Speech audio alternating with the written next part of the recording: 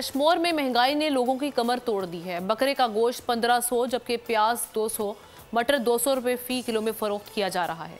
मजीद जानते हैं नुमाइंदा बोल न्यूज़ हाकिम नसीरानी से।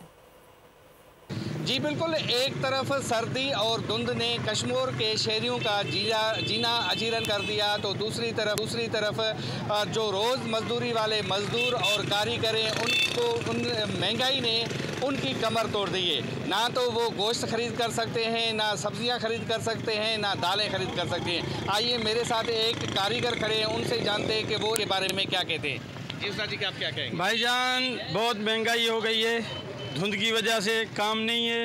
इधर सब्ज़ी बहुत महंगी है, 150 रुपये किलो टमाटर हैं, 200 रुपये किलो मटर हैं, 200 रुपये किलो प्याज हैं। हम बहुत परेशान हैं, किधर जाएं और क्या खाएं।